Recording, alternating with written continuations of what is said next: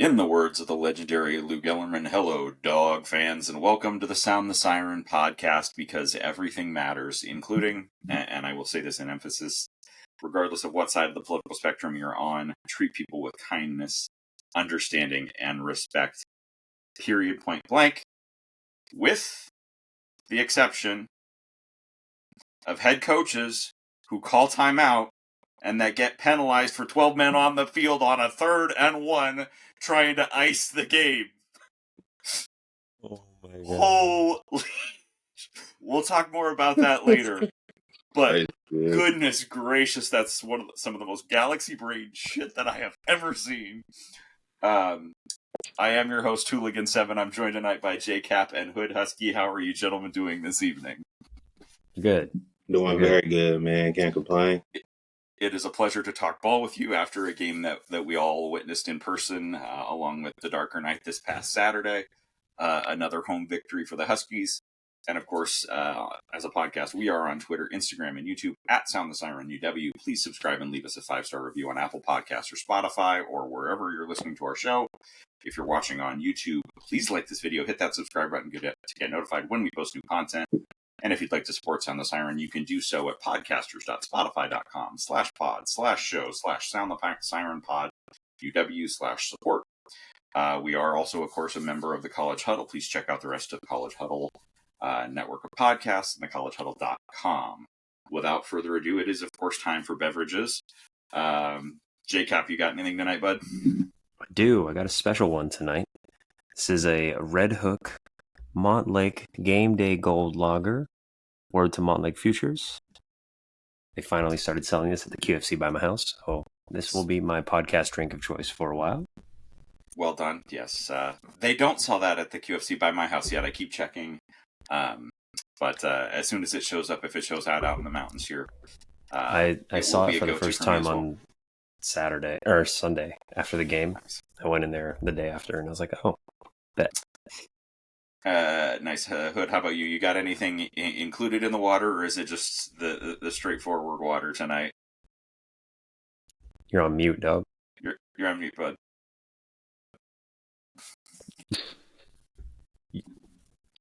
I drank what I had before the pod started, unfortunately. The cottonmouth to do that. I have... So I got... What noise does EAU make? I got Glacier Smart Water. So I got my Smart Water in here. But what I was drinking... But it's in a regular bottle, actually, bro. my favorite fruit juice is pear juice. Love me some pear juice. It's great for the digestive system and it tastes good going down. All right, let's go ahead and move along into stupid tweets. Hey, you didn't give us a drink, senor. Senor? Oh, yes, yeah, come on.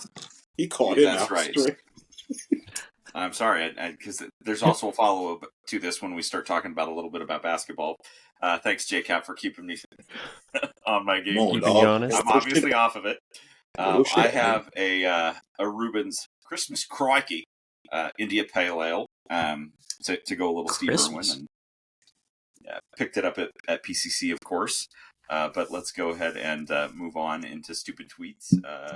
Oh my God. JCap, you got one? Oh boy, no. I haven't gotten one this week. I don't think I've got one, and either. I shared it with the GC earlier this week, and it's at expansion_crush, who posted a picture that said, I like this a lot, with 4-5 team divisions in the Big Ten, or the Big 20, with the Pacific Division being USC, UCLA, Oregon, Washington, and Stanford. Plains Division, Wisconsin, Iowa, Minnesota, Nebraska, and Illinois. Lakes Division, Notre Dame, Michigan State, Purdue, Indiana, and Northwestern. Coastal Division, Ohio State, Penn State, Michigan, Maryland, and Rutgers. I don't know if y'all have... I mean, yes, there are coasts in the state of Michigan, Pennsylvania, and Ohio.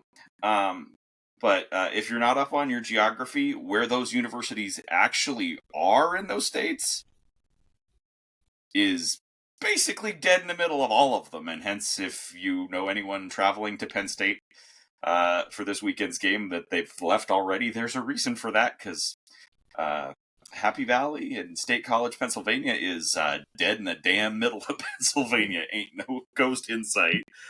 Ann Arbor is dead smack basically in the middle of Michigan, and Columbus is dead smack in the middle of Ohio. Like, you couldn't be more landlocked a location if you tried. He said about as Northwestern as Northwestern.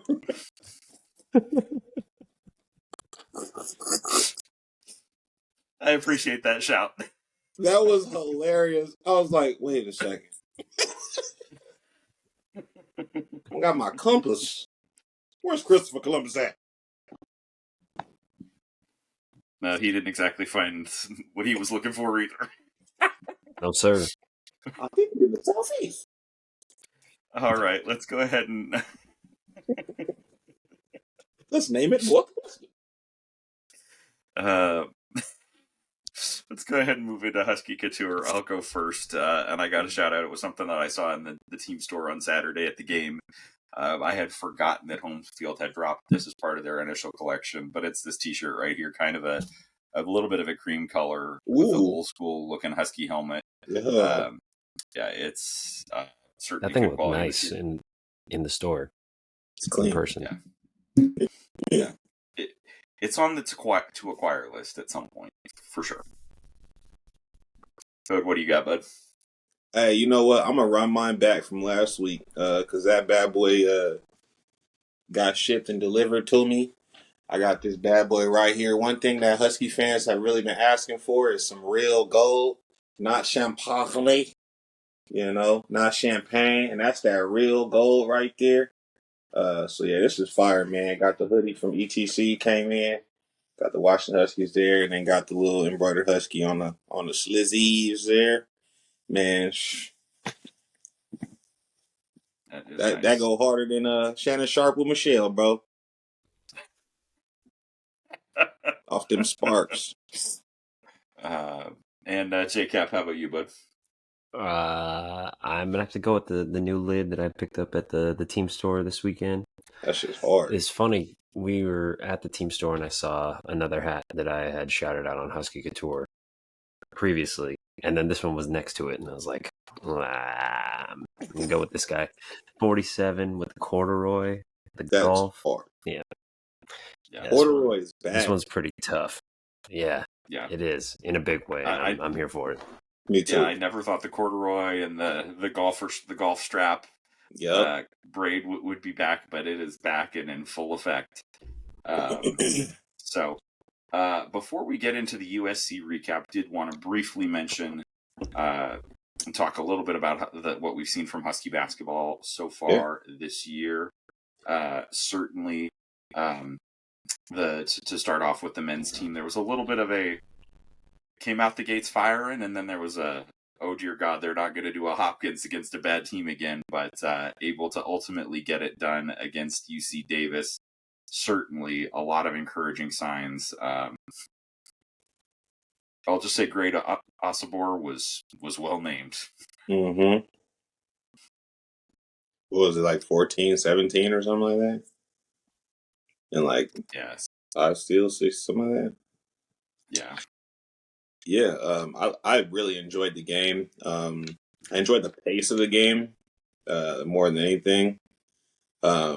Obviously, like I feel like one thing that Husky fans are used to when they are competing at the high level is defense and some version like full court defense. So it's really kind of cool to see some defense come back, and then people that are excited to play defense.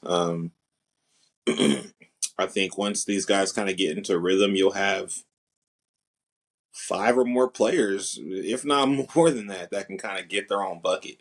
One thing, who said it?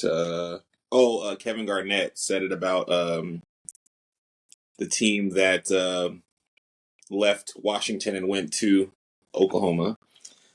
He said it about them, how like player 1 through 11 in isolation, they can all get their own bucket. And it really kind of feels like this is a team where people might have their individual roles, but if it really comes down to it, the majority of them kind of can get a bucket. And that's really cool. 1 to 10, 1 to 9, 1 to 11. So, yeah, really cool to see. Yeah. And having that depth, and I think it's actually something that that is a trait common to both the men's team and the women's team at UW this year, is that depth going 9, 10, 11 deep, with people that can, be very solid contributors.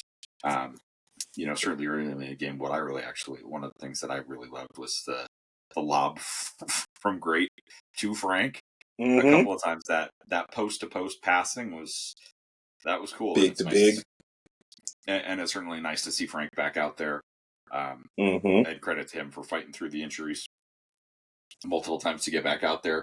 And then to flip it over to the women's side, I got to go back into the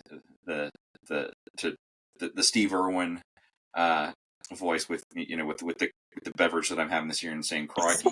And I don't know if you've been down in Australia, they one of the words they use for women is Sheilas, and speaking of the Seattle game, Sheila. Goodness gracious, those Sheilas were absolutely on fire coming out the gate with a 28-3 first quarter lead. Like, the whole team just absolutely it was just one of those games. Like, it's not something we see all that often, and it's really been a hallmark of some of the great Husky teams that just on both men's and women's, that could just come out the gates and just bury somebody in a hurry, and they certainly did it to Seattle U. It was a 39-point halftime lead.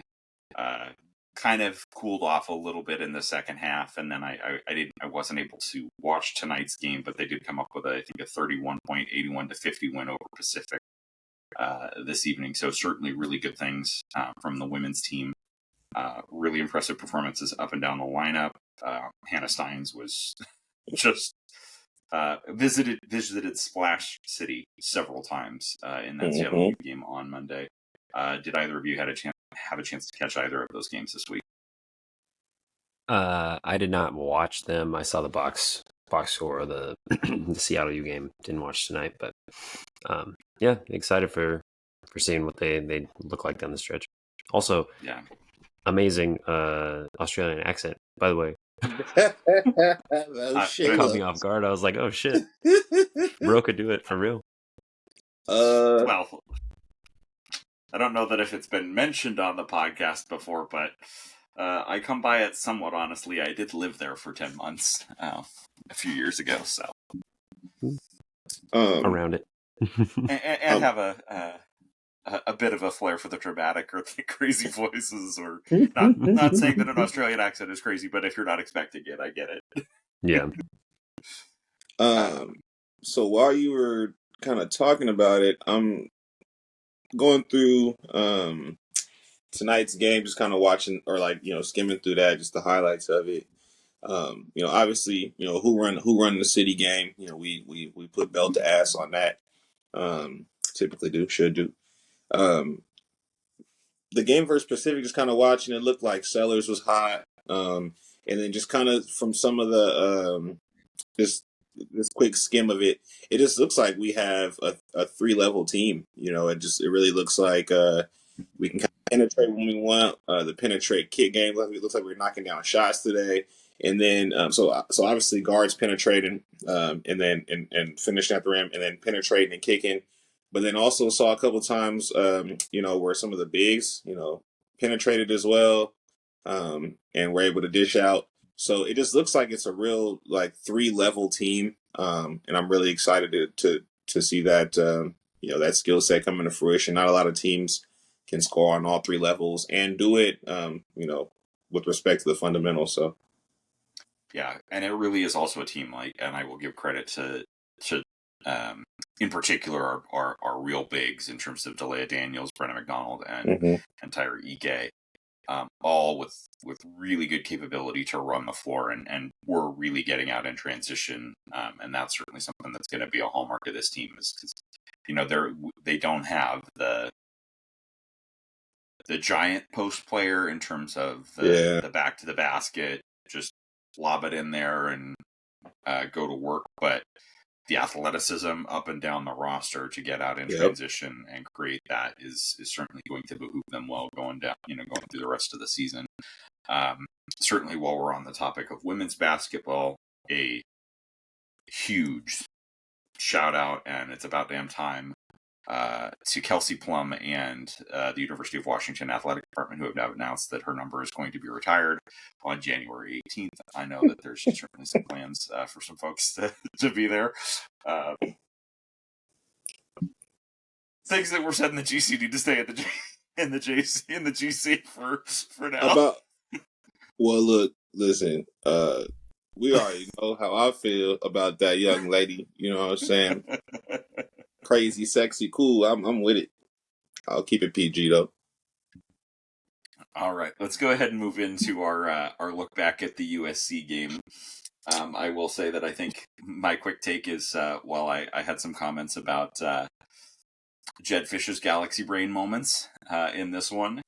I do think we were also fortunate that on the opposite sideline, an equally galaxy-brained head coach in Lincoln Riley and looking at, in the pregame and, hey, what does Washington do really, really well? Oh, it looks like they're the number one pass defense in the country. Oh, and what's the forecast? It's going to be on and off rain. Hey, let's pass the ball 50 times. Thanks, Lincoln. And hey, Jen, how you feel about that buyout? you got Lincoln for a while there. Have fun with that. When anybody talks about like, why can fans say this or fans don't know this, but when dumb shit like that happens, I don't want to hear it. That just shows that obviously the real details of the game are understood on a whole different level. But there's basic stuff that happens like this, and you're like, so let me keep talking shit. You know what I mean? This is valid. What I'm seeing is valid. Takeaways from the game. I feel like this was the most. It's weird because I feel like Indiana was the most heart I've ever seen. Or I've seen from this team. Unfortunately, in a loss, I think if we showed up the way we played Indiana versus the majority of the teams this year, I think we would have done very, very well. But I will say in a victory, this was by far our most complete game on all three phases. Special teams, you had the big return. I don't think we missed a kick. And then on defense, man, one thing I love is some defense. And on top of that, just the skill play on defense. You could also see super cool to me, and this is just some Steve Belichick type ish that we probably wouldn't have seen this versatility even in even in like a late defense or a PK defense, but maybe a PK defense, but understanding that Kamori is one of your best 11 or best 12 or best 13 on defense, and keeping him side by side with the green dot and Carson, and having Zotep rush the passer and set the edge. It really seemed like we really needed somebody to set the edge in the game, and to call on him to do so was dope. But like I said last week, man, I felt like this was going to be a game that comes down to the skill players. This was a skill player game, no different than Indiana. It was our corners versus their receivers, their DBs versus our receivers, our linebackers versus their running back, and vice versa. And it just looks like we had the superior, skill players, especially on defense. So I really, really enjoyed the defense side of the ball. Offensively, you're missing, fun. You're missing one situational key matchup in this one. The referees against our defense. There were so many holds. That first touchdown drive was crazy. The PI that wasn't a PI. And then the fumble that was a fumble. The fumble that was a fumble. That ball was moving. That was ridiculous. The shin is down. Moving. Like it was. Walker Lyons was holding on for dear life the whole game. 85. Watch 85 the whole game. Said Hut, hold him. He was falling back every time. Oh, got him. Yeah. Ridiculous. They did have a tackle that got called for 4 false starts. All of them. I was listening to the Say Who Say pod earlier today where it was all on pass sets, but he was firing out early on run plays, and that wasn't getting called. And I think that for me, ultimately, if we'd lost this game, I wasn't going to blame it on the officials. I was going to blame it on Jed Fish because of the 3rd and 1. You've been doing what had an opportunity to have a 5-minute drive to ice the game. Jonah Coleman has been running wild or just churning up yards. and you call timeout to make a substitution. Error in communication that get 12 men on the field, you're back to a 3rd and 6, and then you run a pass play that loses yardage. You know, I don't know who said it. I think Noah might have said it, but typically when you have an offensive coordinator calling plays, the head coach is responsible for all of that type of stuff. Making sure that, calling the timeouts and understanding down and distance and being a second voice for certain things. But when your head coach is the play caller, he can't really necessarily focus on like the minutia sometimes, and sometimes your head can get caught up in what the next play is going to be.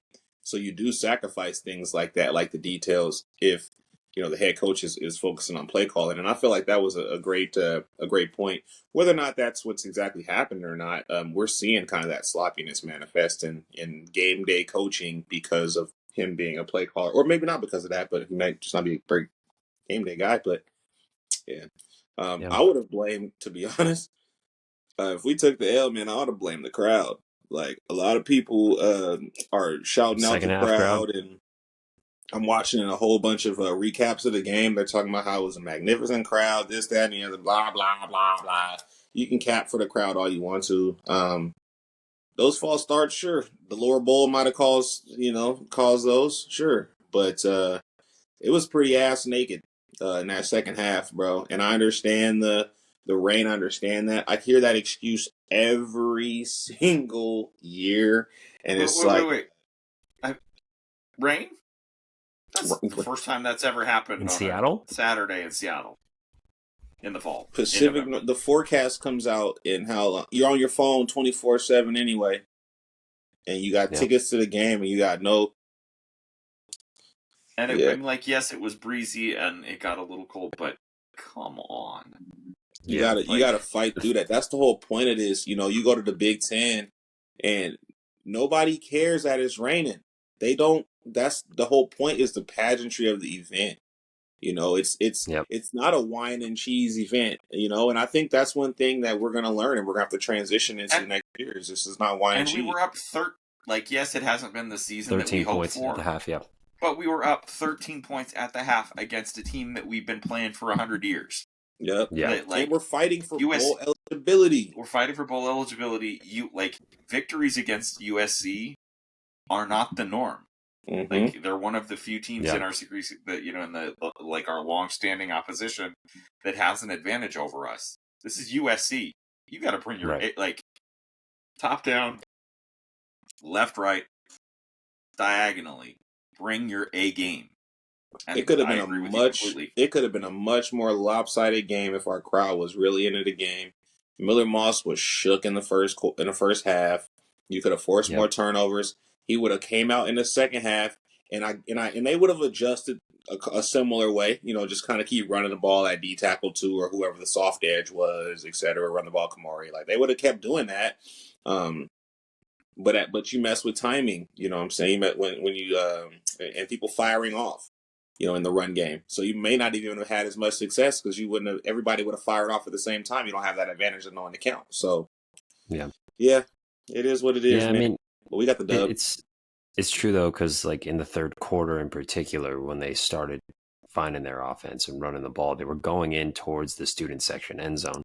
That had completely emptied out.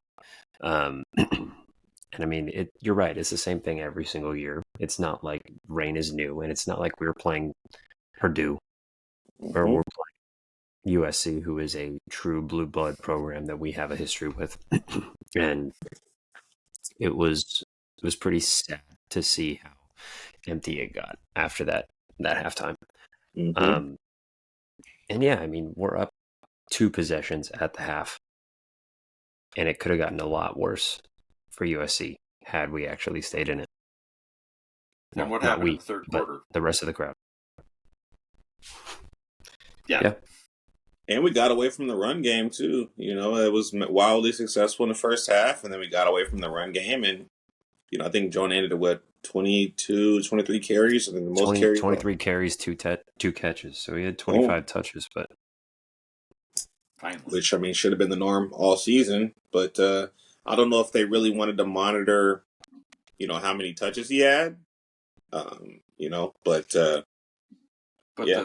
The thing is, like, and particularly, like, I think it's one of the things, and I think it's indicative, and unfortunately, I think it's a little bit of a trend. And like, here's where we do get into a gray area about fans knowing better. Like, I think it's crystal clear that anybody with eyes can see that what happened on that 3rd and 1 is just a critical bonehead decision. Unacceptable.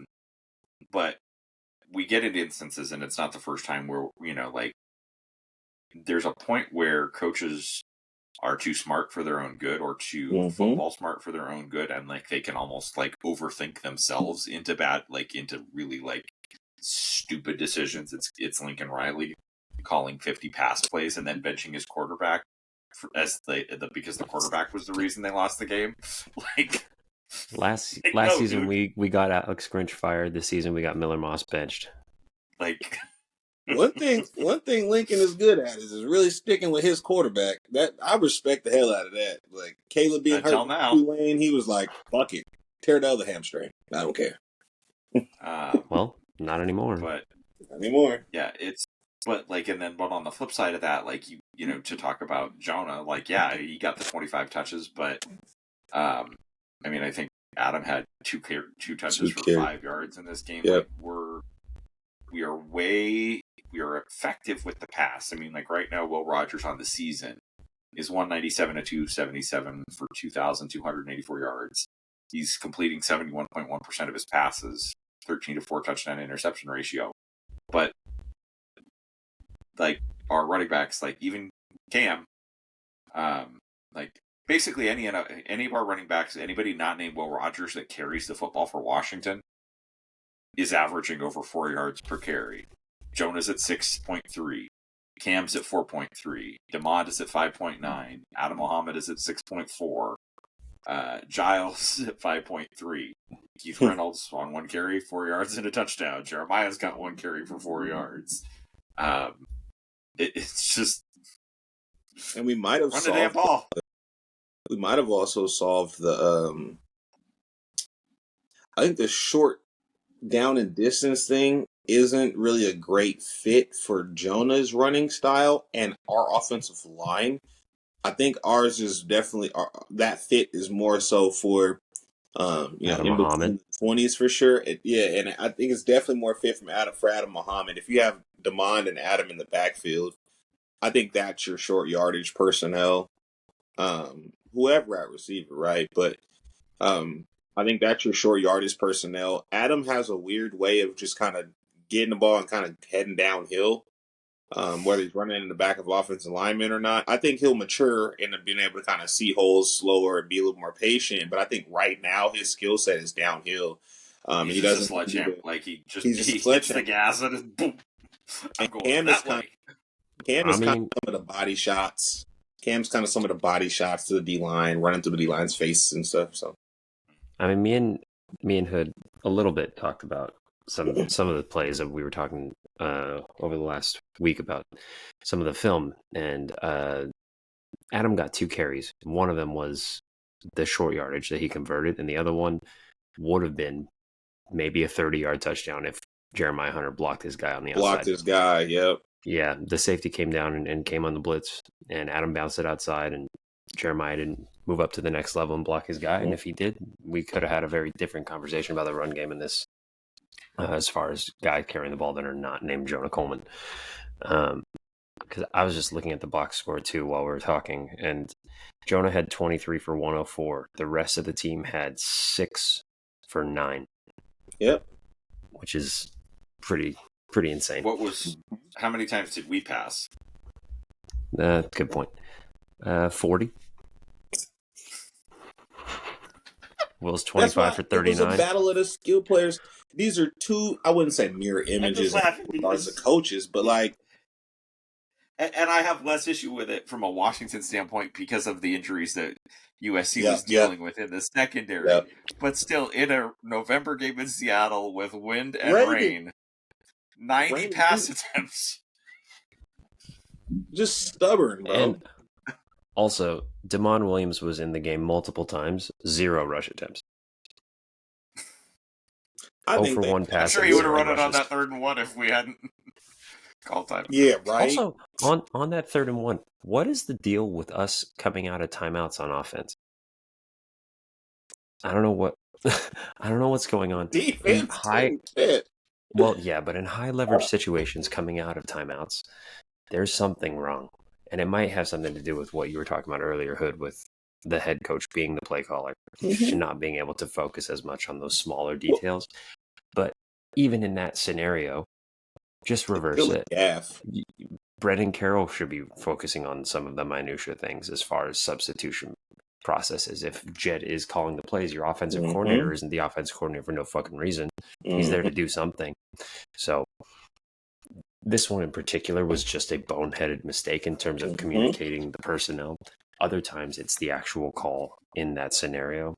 But there's something going on with us coming out of timeouts in high leverage situations. It's just really frustrating because, like, we've already given 2 games away. And circumstances outside Washington's control coming out of last season, like, we should, if Kalen DeBoer had stayed, we would have carried a shit ton more momentum into this season than we did. Obviously, that didn't happen. But going forward, you get wins against Washington State and Rutgers. This is a 7-2 football team right now we're playing 2 really tough games over the course of the next 3. But that looks pretty damn good with all other roster turnover, and you gave that away, and you came close to basically like needing a win against Penn State or Oregon to get bowl eligible if you'd given this game away as well. Yeah, I'm wildly curious how that portal works. I definitely feel like that would have been Kalen DeBoer's, best recruiting effort ever. But I do feel like this haul of 50 plus players is one hell of a job by Fish for sure. Especially considering the talent pool that he had accessible to him. I would assume guys like there's a ton of guys that probably were interested in the program. Like a guy like Cam Broussard, a guy like Sebastian Valdez. I think those guys were already. Well, Sebastian was committed to DeBoer before. Yeah. Yep. So I feel like there's a decent amount of guys in like the West Coast footprint that had their eye on Washington, and there was already communication there, and it was like, hey, still go pursue that guy. Still go, because you grabbed 2 dudes from Sac State, so you're communicating, you know what I'm saying, already at that point. Yeah. So. Yeah, absolutely, and I think one of the big things is, and kind of we've talked about it a little in the GC, is that I'm really excited long term, middle term, long term about the Jed Fish era. I'm absolutely still on board. Like, these things that we are critiquing are things to clean up to maximize our potential. But honestly and truly, like, we didn't get a chance to really dive fully into the portal because of the coaching change, and like, the staff had to play catch up and re-recruit their own roster and add to it what it will be in this cycle with more normalcy in that they aren't going anywhere, and it will be. I think the carousel is going to be quieter this season than it was a year ago. Okay, shit. Certainly, the coaching carousel. Like, Bama alone was... Well, yeah, you don't have the GOAT retiring this offseason. So. Bama and Michigan alone are just... galactic impact, but I mean, look at what came out today, and that Napier is being retained by Florida, I think, and one of the things that's also getting... that's going to be an impact on the carousel this year is that with the imminent arrival of revenue sharing, that's an extra 20, and Pete Thamel had a great thread about this that I retweeted today. That extra 20 million, you're going to see, I think, a lot more stability this fall. And so I think that's going to be a huge opportunity for Washington, particularly if you can come down the stretch strong and say, okay, yeah, we kind of took our lumps this year. We're, 50 players, turned over, but there's going to be an opportunity because there's still going to be a ton of opportunities for people to come in next year and really make an impact and be able to step, there's a ton of momentum that can be found, and like the staff gets after it on the trail. I will never criticize them for that. I mean, and then we get these splashes of these young players playing. Keith Reynolds, splash. Kamari House, splash. I don't know if y'all was Decker paying DeGraff. attention, but Vince Holmes Vince started. Holmes. Yep. Like, he started the game. Decker DeGraff had an explosive. It's odd, but I definitely feel like, I wouldn't say it's odd. There's there's a different kind of get up for the West Coast teams. Like, I don't know if you saw, but Thad's trash talk was a little bit different. A lot of the people's trash talk, God, like, these I wish kids know Thad each had other. another year.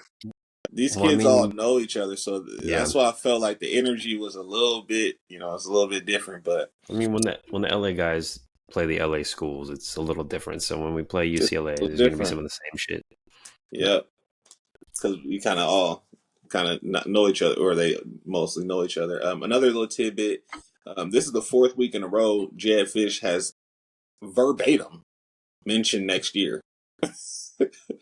Like, already marketing, already trying to create, optimism for the year. And Yeah. when you do that, you literally tell your kids to go 1-0. But if that's a reflexive answer already, you're not necessarily preparing week to week like you should. Just being honest with you, because you should be 1-0 mentality every week. But it does kind of tell me, that it's a player's coach who's basically like, I'm going to try my best to put you guys in positions to win. Go out there and have fun, you guys. You know what I'm saying? Try to fight for these extra practices. We're going to do the best that we can, X, Y, and Z. But I feel like a lot of the weight is off a lot of the players' shoulders, especially after this week. So. Yeah, I agree with you. I also just think that, like, it doesn't take that much more effort and attention to detail to go back to the Washington State and Rutgers games. How much more momentum you carry into next year and build toward next year with 2 more wins. Yeah. I don't know if I mentioned it to you guys, bro, but being at that Wazoo game was the oddest thing ever. It felt like from the opening kickoff, Wazoo was going to win. And it was off the strength of, like, the environment was weird. The refs felt weird. The crowd felt weird. The PA was, for 3 quarters, was always talking about Wazoo. Like, they had demos on the big board, and it was all about Wazoo. Like, it was weird. It was like, we owe this to them. It was super weird vibes. Like, it was like, here you guys go. We apologize. I'm so sorry. Like, it was super weird and Lumen. It was weird. It was like there was no juju on our side at all. Like, it felt ASU last weird. year. Yeah, Worth and Stanford too, where shit's just happening. And then on top of that, like, the football gods, like, fucking over the refs calling crazy stuff, So it just was a weird game. It felt kind of Vegas-y, but whatever. Yeah. All right. Well, let's talk purple helmets from this past Saturday. JCap, you want to go first on this one? Do you want to go offense first or defense? Oh, okay. Well, Your we'll choice. go offense. We'll go offense first, and I will kind of go with a semi-obvious one in Jonah Coleman. We've been begging for 20-plus carries all year. He got it. He scored 2 touchdowns, went over 100 yards. So it's kind of hard to not go with him. I'm going to let you go, Hooligan. I want you to pick who I got. Well, I will highlight something from a unit that played very well in this game and a unit that did not allow a single sack. But I'm going to give it to making his first career start. It's going to go to Kali Tafai. That's where I was going, so I'm glad you snagged it. Thank you. Thank you. It's like we've been doing this for a while, podcasting together, talking ball.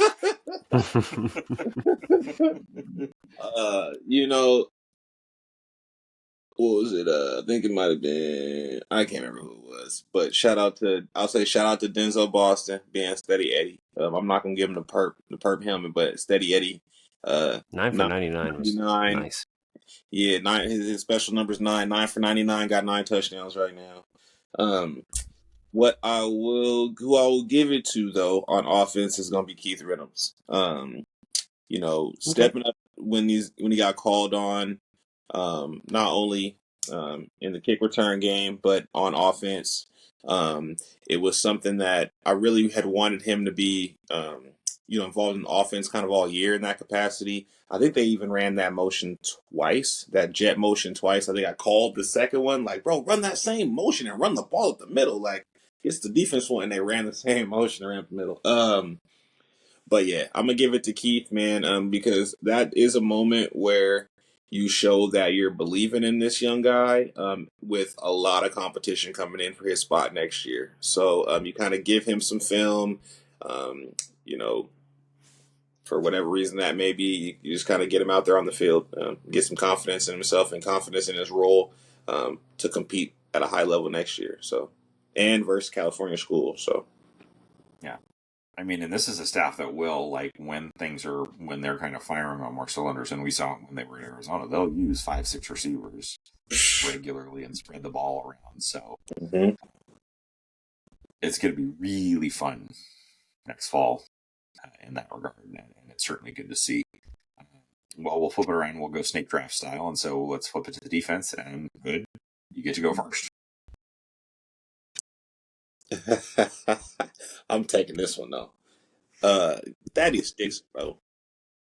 Thaddeus Dixon. If you guys talk to Dark Knight, you guys will understand that. And I reiterated a lot, but I'm a toot my own horn a little bit. I feel like I'm a little more, at that age, a little more athletic. But in regards to the way that you approach that position, there's nothing I love more. That is the hardest position in football, in my opinion. You're doing what the most elite athletes in this game are doing backwards, trying to stop them from doing it, and to do it with physicality, to do it with technique, to do it with timing. That is hard to do. A lot of people can do it with athleticism. You combine whatever athleticism you have with the technique of playing corner, how difficult that position is. I knew from jump when that boy committed how his feet was feet working. Boy. So that's my dog, man. Big Bad. Bro, after one of those PBUs in the stands and you were like, please God, just run a 4.6, I was dying. Please just give me a 4.65, bro, and he's getting drafted. That's all I need, bro. No, but it was dope too seeing him do it against all different kinds of body types too, because he was up on Jacoby Lane, he was on Deuce Robinson, He had the PBU on Lake McCree, which was crazy. Kyron Hudson. Yeah, no, he was all over the place. Yep. I mean, we'll leave a special shout for JCap, so I got to go with the obvious and give it to. I mean, I can't argue with the conference defensive player of the week in Carson Brady, who could have had a couple more picks. And that's not a criticism, but just ball bounces. Like, that dude in coverage was all over everywhere. Miller Moss is probably sleeping tonight and seeing a purple jersey with number 42 on it. Like, shit. I didn't throw it to him again, did I?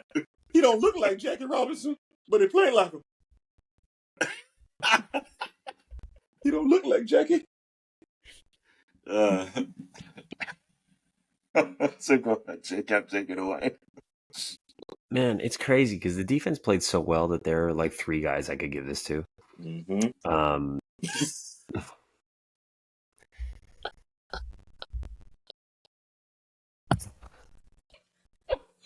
Oh shit!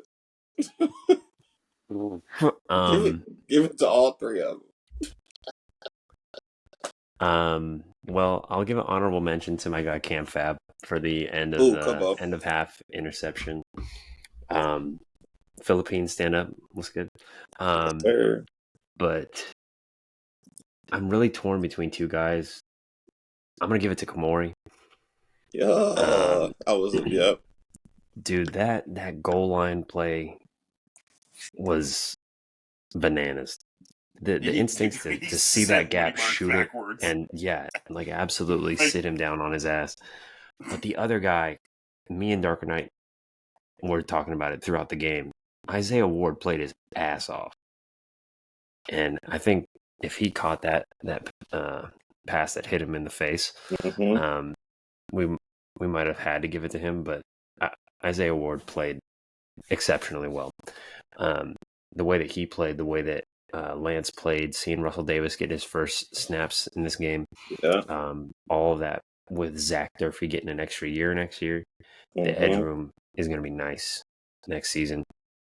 Man, and I don't know what's going on, bro, behind the scenes to not give Lance Holtzclaw more snaps, bro. I don't know. Me personally, one snap, bro. For me personally, made the most of it. Right. For me personally, I don't know how I would take it if a dude that's been hurt all year, you know what I'm saying, hasn't gotten any game reps, and you've made an impact in the game, and this dude gets, I think he got over 10 reps, Russell Davis. So I understand, with looking up who Russell Davis was preseason, watching the games, I understand his pedigree. I definitely understand his pedigree. So I'm not questioning his ability. But I just feel like every time Lance is in the game, he makes an impact. And you can kind of see what I'm talking about. I'm kind of pulling that from Justin Harrington and his conversation. Like, don't forget who you are, wake him up. All those types of like underdog type tones just seemed like it. He might have been in a certain mental space, but went out there and made that damn play. So. Yep. All right. Any final thoughts on this past weekend's game before we move into our big predictions? Trojan Pack. Yeah, say that. I was just trying to look up the snap counts because I had them pulled up. I forgot who told me it was. Yeah, Russell Davis got 15 snaps last week or on Saturday. Couldn't split that, like. Yeah, Russ is nice though. That's the thing. It's like Russ. He's a good player for sure. Russ is nice, and he's got proven history with playing for the staff. Exactly, like he's a proven commodity for them. So your point to really quick. Your point to Kamori too. Kamori listed 214, and that's right after fall camp. So that's when you're the biggest you probably gonna be all season. You running and working that off all season. Now you have your lifts and stuff, but he probably lighter in the ass right now than that. And for you to knock back a senior running back that played in the SEC. And you basically in a DB body on the goal line, yeah, as a true freshman. Woody got Kamori housed. Facts. Shout out Bosco, man. Bosco, stand up, man. Keep coming to UW, man. That pipeline sends people to the NFL, makes people All-Americans. Stop playing games. Come to UW. No hate to Dash and Modern Day, because after what Dash and Modern Day did to Bosco recently, y'all just come north. We're good. Just come north. We good. Team up with them. All right, moving on to big predictions. We'll get a quick standings update from our resident statistician, JCap. How did we fare this past weekend? Oh, all right. Let's see. So Hooligan again had the best week last week at 7-2, extended the lead by a game. So he now sits at 59-15. DJ is at 57-17 after going 6-3. Three of us went 6-3 last week. Myself, DJ, and Darker Knight. Hood went 5-4. Now sits alone in last place by one game behind me. You're at 50-26. I'm at 51-25.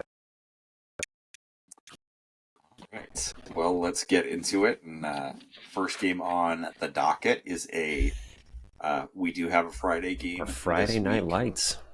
On Fox, it is the Iowa Hawkeyes traveling to UCLA to play in the Rose Bowl.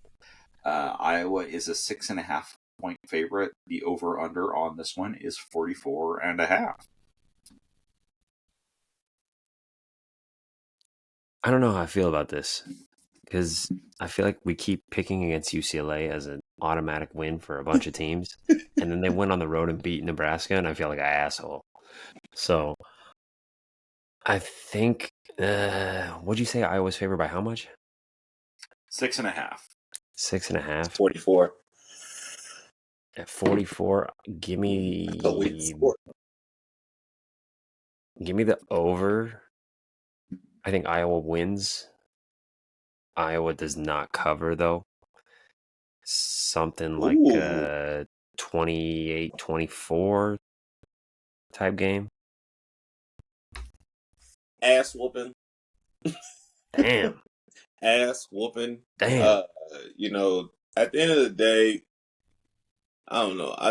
UCLA somehow was able to get through the defensive line. Nebraska defense line. Nebraska plays really is like a really good defensive line, but I've noticed all year they're very inconsistent. So it's hard to get that gauge. And then I also wanted to pick UCLA over Nebraska last week. I don't know why, but I'm gonna give this to Iowa by a lot. I think this is a whole different Big Ten team. Like this isn't these bums of the conference, you know what I mean, or these like up and down teams of the conference that have no consistency to their program. I think Iowa's offensive line alone wins the game. They bullied the hell out of this defensive front, and I'll say I think it'll be over the 44. I think Iowa gets into the 30s, so they cover. I tend to agree. I think it's going to be an Iowa cover.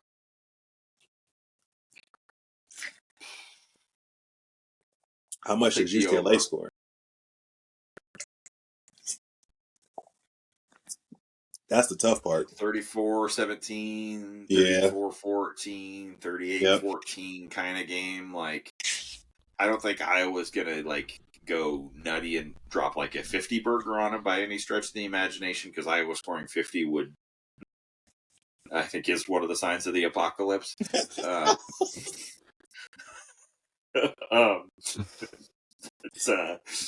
I agree with you. I don't think. We'll just cut that one off. I just say I like.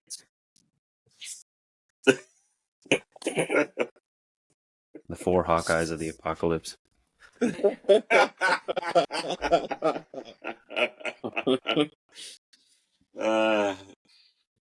Yeah, so I think Iowa wins comfortably, covers. Yeah, I'll take the over as well. Yeah. Let's go ahead and move along to, I think, probably the worst, the easiest pick of the week. Yeah. The spread one on this one is interesting, though. This is, so Purdue travels to Ohio State for a 9 o'clock game on Fox. Ohio State is a 38-point home favorite, over under at 53.5. 38-point favorite, 53. That's weird. I'm going to take the That's over. super weird. Yeah. That's super weird. I don't think Ohio State covers, but I don't think they miss the cover by much. 38.5 is crazy. Over under, you said 53? Yeah. I think, like I said, I'm going to take the over, but I think this is maybe not much over, but I'll take Ohio State 45-10. Yeah. I was going to say 45-14. That's a good score. Yeah. That's a really good score. A couple of defensive scores or big defensive plays. Yeah. I got the same thing. Ohio State covers, and you know what else? Yeah, they cover. And cover? What's your score? Or they don't cover, sorry. 38's hella, sorry. They don't. I was going to say. They don't cover. Yeah. 45-7. That's what I'm saying. That's crazy. How do you... That's a push. Yeah, how do you get under 53 with a 38? Anyway. 45-5. Vegas is fucking that up, but whatever. 45-2. Yeah, what? They gonna get a safety. But yeah, Ohio State, man, next. All right. And you can, this next one on the slate, you can attend for as, if you find yourself in Piscataway, New Jersey this weekend, for as low as $5. Minnesota Golden Gophers. Yeah, Minnesota traveling in to Rutgers. The fees are more expensive than that. Gophers are a 6-point favorite. Over under is at 46.5, which I think is actually a little crazy to me. Who wants to go first on this one? I got Minnesota. Yeah. I don't think I've picked Minnesota all year. I got to pick Minnesota once. I got Minnesota. I wish Rutgers was good. I got Minnesota. I wish Rutgers was good for our resume purposes at this point of the season, but They're not. Rutgers They is on will. the disabled list.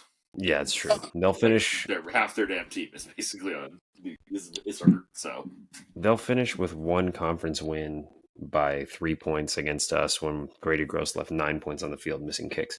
Fuck, anyway, man, don't remind me. So yeah, it's gonna be Minnesota. Yeah, Minnesota wins covers. I think, but I don't think they. I think they actually stay under. I think this is like 31-10. I need us to stay top third. I need us to finish top third in the conference. So please, Minnesota. Man, I need Minnesota. I want Minnesota to lose, but I'm going to pick Minnesota. Shit. Yep. Yeah, they're going to stay under because Rutgers is going to score 7 or less. On the flip side of that is the cheapest game to attend this weekend in the Big Ten Conference. On the flip side of that is the next game is the only 12:30 game on the slate, which is the most expensive game to attend in the Big Ten this weekend, at least according to the tickets listed on or linked on the ESPN page, and that is Michigan traveling to number 8 Indiana for a 12:30 game on CBS. Tickets as low as $222 to see the Wolverines play the Hoosiers. The Hoosiers are a 14.5 point favorite. The over-under is at 49.5. No way. No. Underneath that, and they do not cover that at all. This is a Styles make fights. They're a running team. Slow down that run, force them to pass. They'll be able to pass, but that forces less execution. So I think they have a little bit of a sloppy offensive game. They probably start fast, finish slow, or start slow, finish fast. I got Indiana winning, but definitely by like between 3 to 10. Yeah. I would agree. I think Indiana by 7. Over under was what, 49.5? That's crazy. That's a lot of points. Yeah. We put 27 on Michigan. Yeah. Well, I mean, is Michigan scoring? I think that's our highest point total of the year. Is Michigan scoring? 27? I mean, we scored 35 against Eastern. Oh, we scored 30. Oh, we scored 35 on Weber? Yeah, Weber. It was 35 and 30, one way or the other. But, yeah, no, I think... Our conference win, yeah, or conference point total. But Indiana by 7, I think it's probably... Yeah. Is Michigan going to score? No. Yeah. Indiana by 7, I take the under barely. 28-21. 21 points. I think you are over estimating on Michigan's behalf. Mm-hmm. And I think particularly with the playoff rankings, this is an opportunity for Indiana to put some more on their resume, even though Michigan is not good. It's a helmet. It's a brand program. Yep. I think Indiana's going to win and cover. And I would not surprise. I don't think it's going to be I don't think it's going to be a flirt with 50 burger. But it would not surprise me for it to be a low end 40 burger that they put on the Wolverines. I mean, that's just what Indiana's doing to basically everybody other than us. That's what I'm for. It's not like going to make a if Indiana can beat us by 14. Yes, there were some weird things. We're a better football team than Michigan this year, and it's not by then. That's not a narrow margin. So that's why I was saying, like, the Styles make fights thing. I think they were a running team, so they were able to lean on us. So they were able to have. I think Ellison had like 30 carries, like, and they were like effective. I just don't think that's the same recipe that you can have versus Michigan. You're gonna have to be reliant a little bit on passing the ball, and then Michigan has a whack ass secondary. Yeah, Michigan has a whack ass secondary, so it's like. But one thing they rely on is a high level of execution. So I was just kind of thinking like, if you're not able to run the ball the way you want to, being forced to pass it can create more opportunities to not execute at the level that Indiana is used to executing at. So you might see a turnover, you might see a fumble, you might see some drops, you might see. So you're just more kind of like there's more variables involved when we have to pass the ball. But yeah, it should be an ass whooping. But I got it like by 10 points. It doesn't make a tremendous difference, but I'm curious if Will Johnson plays this game. Hell no, I wouldn't play. Would you? No, but I mean, I'm getting called for holding now. I ain't gonna play. Bro, facts. You're funny. He said, I sprained my trachea. I ain't playing. I sprained my trachea. Oh. Yelling at the refs about getting called for a penalty against Denzel.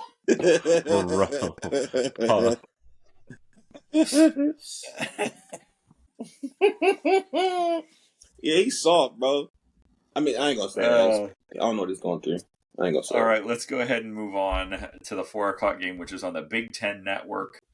And that is Maryland traveling in to play number 1 Oregon. Oregon is a 25-point favorite.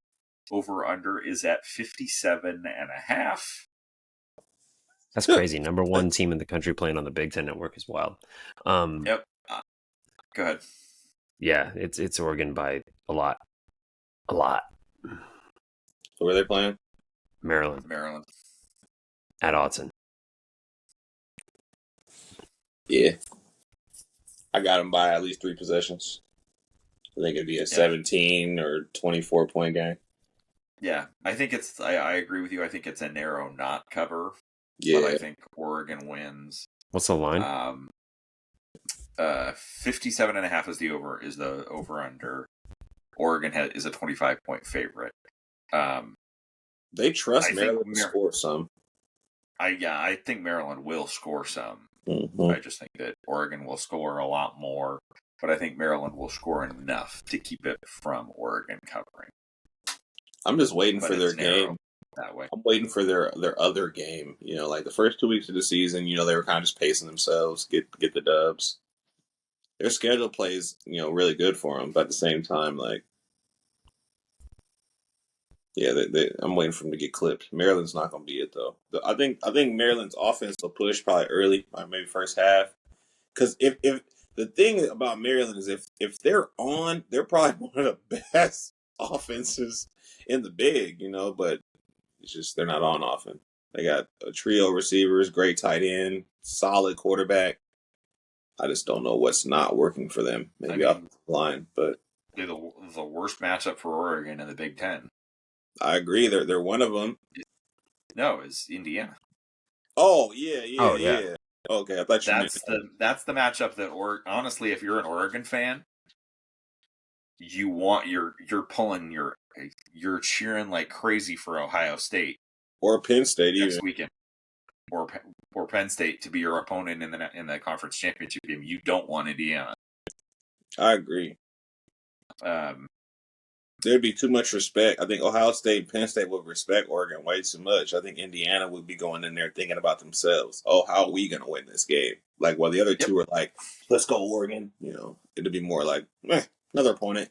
1-0. Let's do it. Yeah. You know who Indiana is against, honestly, and I give this to pay credit to pay respect to Indiana. You know who Indiana is on offense? Not to the same level. They're Washington. They remind me of 2022 Washington. Hands down. Exactly. They remind me of that, and they just aren't getting clipped by those bullshit-ass teams, And the primary difference is Cignetti has a little bit of dog, a little bit of that SEC understanding of how to be an asshole about the process and be vocal about it, not just behind the scenes. Relative to 2022 Washington, you know what the other thing that Indiana has that 2022 Washington didn't have? What? A defense. A defense scheme, because we had more talent than they had on defense. Yeah, absolutely. Fucking balls. We gave up 45 points to Arizona State. Bruh, if we had even a halfway, with all due respect, bro, I said preseason, bro, if you go from being a defensive coordinator to having an off-the-field role, That's crazy. You have an off-the-field role at Alabama now. He ain't even a coach. Yeah. And then finally, let's talk Washington and Penn State. Penn State is a 14-point favorite. The over-under is at 46.5, which to me is actually a little crazy. That's a nice little. That's crazy. That's a kind of a high over for how Penn State likes to win football games, because I don't think they really enjoy, like, James Franklin is James Franklin, and I think where we run into problems this weekend is to your styles make fights. I think Franklin is a good enough coach to recognize that his best case scenario in this game and how to win this game comfortably is run the ball, run the ball, run the ball, run the ball, run the ball, and occasionally hit us with Tyler Warren and Trey Harrison, and let the defense do work. And I think that's the recipe. And I think Washington can give Penn State problems if the line holds up in pass pro. But that defense is... this is going to be the best defense that we've played this year. Yeah. Our style of play counters their rush. Just the fact that we get the ball out fast enough. But, like, they're going to stop the run. Like, they're not big. They're quick as hell, fast as hell, and athletic. So, like, and that's kind of like, I'm not going to say anti-big, Big Ten, but that's not really a style that we've seen this year. Like, a bunch of tweener-ass players that are just playing all across the line in a scheme that fits their skill set. So I do think they wreak havoc. I think it's going to remind us. I think they remind me of UCLA last year. So I think they're going to wreak a lot of havoc. But if we are physical with them, that's a whole different conversation. Like, if we allow them to be like all the cute shit, that's, we're playing in their hands. But if we're physical, offensive line, run game, I think we have a chance. But once again, it just comes down to being on the road. Like, that's 1,000% what any of these predictions are going to have take precedent. It's just being on the road, man. And until these guys can figure out a recipe to win on the road, I'm just not going to take them on the road. I do think this is going to be a very cool and fun game. I can't remember what the Penn State-Illinois score was, but I feel like it was close, right? That was a close game. Yeah. Well, no, it was 21-7. It was 21-7. Yeah. Okay. I think it's going to resemble something like that, like where it's like it may be a 10 to 14 point game, but I definitely feel like it's going to be close. I don't think Penn State's a team that's going to pull away, or we're going to kind of... They played a few close ones this year. Yeah. They only beat Bowling Green by a touchdown. And they beat USC by like USC 3. by a field goal, yeah. I think they gave up... Didn't they give up like 30 to USC? So yeah, 33-30. They can definitely be scored on. Like, you just got to get the ball out quick, and that's what we do is get the ball out quick. Their corners, I'm not super high on. Their safeties, I'm high on. So one thing I would, just for defensive purposes, if they play the defense we play, I think they stop us. I think if they send some pressure, send 5 guys, send 4, 5, 6 guys, have their safety, have that all-conference safety, rob in the box, and trust your guys on the outside, I think they can just rob the slants and rob the posts and rob the digs, and because we are not accurate outside the numbers. So, yeah, I mean, I think I will say that it's interesting, and obviously it's a road game versus a home game. I don't while I think James Franklin is the kind of coach that will recognize that his advantage is to run the ball. Let's go looking a little deeper at that game with USC on the road. They only ran the ball. They ran the ball 31 times for 118 yards against USC. Katron Allen had 16 for 56. Aller ran 4 times for 32. Nick Singleton went 10 for 26 in that game. What went dummy for them against USC? Tyler Warren had 17 catches for 224 yards. Yeah, he went stupid. Yeah. Drew Aller threw for 391 yards. Again, USC. they threw the ball 43 times against USC, but that's against USC. Yeah, that's like nice. If it's but like you can it's one of those things. It's like, do they try and I think the path to where this could get a little interesting is how much of a hangover does Penn State have from last week?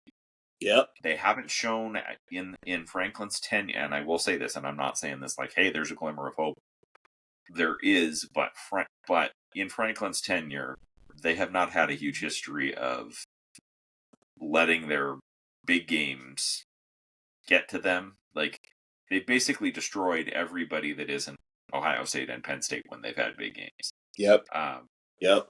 I don't remember where I heard it this today. It might have either been Split Zone Duo, might have been Podcast of Champions. I think it might have been Podcast of Champions, or it's likely Podcast of Champions. But somebody dubbed James Franklin Mid-Game James. Yeah, Mid-Game James. But that killed me. And so I do think that they will run the ball enough to control this game. I don't think they cover. I think our offense. I don't think we're going to get completely embarrassed. I don't think the stage is. I think the stage is a little too big for this team in terms of going in and getting a win, but I don't think it's too big for this team in getting just blown the door. Like, game. I don't think that's happening.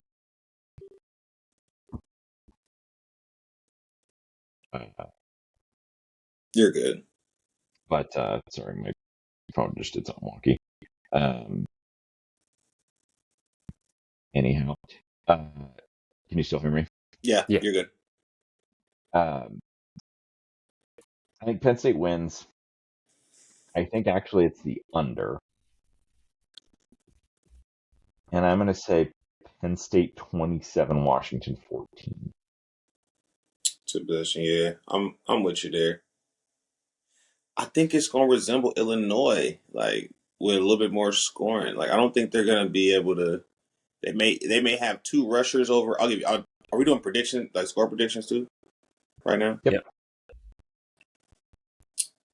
Shit. I'll say 27-17. And I think that's a one possession game until maybe, mid to late fourth quarter. It's like a sealed, and I feel like it's one of those games where it's like that Ohio State game in the Rose Bowl, where it's like always at arm's length, and then it finishes like right next to you. So I think it's gonna be something like that. Yeah, I think that. Yeah, so Indiana beat us by 14. Indiana's a much better football team than Penn State, to me. Yes, it is the whiteout game. It is going to be in prime time. It's going to be a big-time game. A lot more fans in Happy Valley than you will find at Indiana. That said, I think that we were a few fluky plays away from it being a much closer game at Indiana against a better team. I think that Penn State will win this game, but I think it's like a 27-21 type of game. I think we have the opportunity to score some points. Like Hood said, we get the ball out quickly. I think this potentially could be a big Kalecki Latu game. Yeah. So I think this is something that we could see him have a little bit of a breakout game, and everyone's going to be talking about Warren coming into this game, and UW can show that they can use a tight end too. So I think that UW will lose this game. This was one of the only ones that I had on my preseason prediction as a almost guaranteed loss, because it's near impossible to go into Penn State for a whiteout and win. But I don't think it's going to be anywhere near 14 points. Give me Penn State by 6, 27-21. I think a huge part that plays into this too is this game means so much to Penn State on paper, and it means nothing to the country. Like, I think the Yeah. fact that, this wasn't given any type of prime time, not prime time, but you know what I mean? Like this isn't given any type of like hype or anything like that. When preseason, I'm assuming they scheduled this game thinking that there was going to be some type of, hype centered around it. I do feel like, Washington has an advantage there. They just have to bring their own energy. Like if they can start off the game first quarter, even the first quarter, doesn't need to be the whole half. If you start off in the first quarter when this team is trying to get adjusted to you and you score 7, you score 10, you now make this offense have to play from behind, versus a team that can defend the pass well. I could easily see, I don't trust the receiving core. I could easily see a turnover in the pass game for sure. The main thing is I think if they really stuck to their guns, they should have 2 people over 80 yards rushing. Like that if they really were trying to do what they need to be doing, you should have at least 2 people, above 80 yards rushing. Aller shouldn't have more than between 20 and 25 attempts. And he don't even need to have a high completion percentage. He could be 15 or 25, 13 or 20. But I think he just needs to be efficient and effective. So I think that's the game plan to win. I think if they step outside of that and they try to like press and try to pass the ball and all that kind of stuff, I think that's when they play into their hands. So if they feel any pressure, I think that's where bull stuff happens. Yeah, and the other thing that we're going to need to be mindful of is that he can run. I mean, he's not John Mateer, but he was sustaining a lot of their drives against Ohio State early in that football game with his legs. So keeping contain on him is going to be really, really important. Any final thoughts on this one, or? No, Sersky. I think we're good. We didn't have any bonus games this week. Ooh. I mean, I could find one. Well, I mean, we only have a 6-game slate. I feel like if we want to make up some ground on a Hooligan and a DJ, we got to get some more games in here. Right? Hey, look, that's funny. Let me take a quick look at the slate, just to be sporting. Miami, Virginia, Georgia, Ole Miss. Yeah, well, let's do Georgia, Ole Miss. Okay.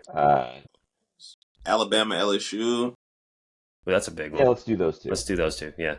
BYU, Utah. God. Oh yeah, let's. We'll do 3. Yeah. We'll do 3. Why not? I'm the guy with the lead. And I'm saying, hey, let's bring it on. So we'll start with Georgia and Ole Miss. That one is at Ole Miss. Georgia is a 2.5-point favorite. The over/under is at 55.5. Ooh, that's a good game. I'm going to say it's the under. Georgia's offense has not been what it was in years past. They missed Brock Bowers. That said, Ole Miss has been one of the more disappointing teams in the country. I think Georgia wins and covers, but it's the under. Ooh, I got Ole Miss, and I got the under.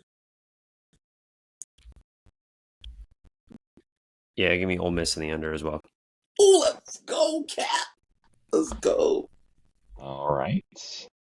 Let me find Alabama at number 15, LSU, and another one where the tickets are $222. Damn. That's the lowest premier price at rivalry Tiger game Stadium. in sport. That game in Baton Rouge. Alabama's a 2.5-point favorite. Over under at 58.5. Jesus, 2.5-point favorite. That's a lot. Being at LSU too. Yeah, I got LSU. I got the board Death Valley choke job. It ain't a choke job because it's Death Valley, bro. But I got LSU. Jesus, I'm picking some random ass. Nah. Yeah, I'm gonna go with Bama. Brian Kelly killed a kid, so LSU's not good, bro. I'll take the Tide. He said LSU's got enough, and Brian Kelly killed a kid. Bro, it just was so smooth too. You wouldn't. I know it took me a half a second, but that was hella smooth. Yeah, the board gets this one. I agree. Fuck both of them. All right. Holy War. The board didn't kill anybody. Next game is crazy. Number 9, BYU at Rice Eccles. BYU is a 3-point favorite. Over-under is at 40.5. This one is at 7:15 p.m. on ESPN. I don't like it, but it's BYU. Yeah. I'm really rooting for. I don't like BYU, but I'm rooting for BYU and Indiana. Just because of the disrespect. Like, get blown out in the CFP, but like, I just hate the disrespect. So I'll go BYU in this one. I'll go BYU by a lot. I mean, yeah, it's Isaac Wilson is starting too, right? So yeah, BYU's toughest test the rest of the way is traveling into Tempe on the 23rd. Oh, well, and Houston's actually surprisingly spicy. Mm-hmm. Spicy. Willie Fritz can coach. That guy can coach. He can. Yeah. But I mean, Utah is. Cam is no longer rising. Cam is falling. Cam is not playing. Yep. Cam looking like spam out there. Cam not looking like anything out there because he ain't out there. Hey, he hit that portal. No, I think he's got to hit that LinkedIn is what Cam needs to do. LinkedIn. Hit that Indeed.com. Hit that Indeed.com. Shit. Yeah, nobody needs to do that. Hey, come on. All right. Yeah. And with that, everybody, thanks for listening. We'll be back to recap. I didn't pick, but Utah. Give me Utah. Oh, sorry, Jake. No, it's okay. You're gonna go with the Utes. I'm gonna go with the Utes because we're just Sam Heward. Who's got a broken hand, I think, in his hand either. So. Yeah. Word to Salma Hayek. I mean, you're not wrong. All right, everybody. The Wild Wild West, you guys are Utah. You bring up Salma Hayek, and what you bring up is Wild Wild West. You like that, man? My brain is going through the Wild Wild West right now. But before we log off, I just want to commend us for not even mentioning what network this game is on this weekend. See? Boom! Oh, you mean the fact that the Dogs are playing on the Beaver Stadium at Happy Valley? Happy Valley. Oh my God! Go Dogs! Go Jesus Dogs. Christ! Yeah. Go Dogs! Claude, have mercy.